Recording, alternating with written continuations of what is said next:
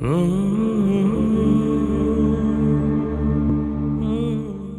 الله الرحمن الرحيم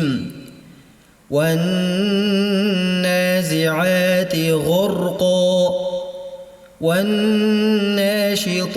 نشطا والسابحات سبحا فالسابقات سبقا فالمدبرات أمرا يوم ترجف الراجفة تتبعها الرادفة قلوب يومئذ واجفة أبصارها خاشعة يقولون أئنا لمردودون في الحافرة أئذا كنا عظاما نخرة قالوا تلك إذا كرة خاسرة فإنما هي زجرة واحدة فإذا هم بالساهرة هل أتاك حديث موسى إذ ناداه ربه بالوادي المقدس طوى اذهب إلى فرعون إنه طغى فقل هل لك إلى أن تزكى وأهديك إلى ربك فتخشى فأراه الآية الكبرى فكذب وعصى ثم أدبر يسعى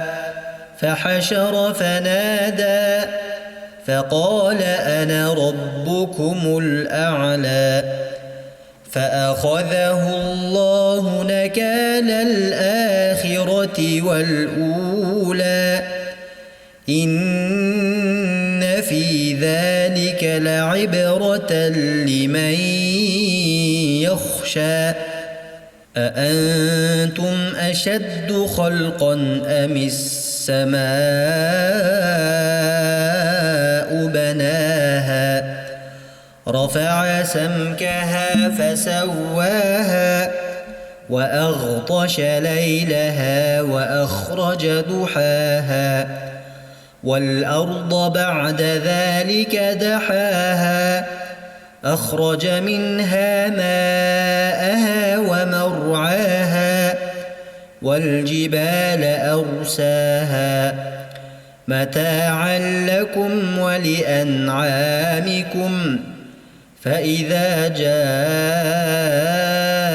الطامة الكبرى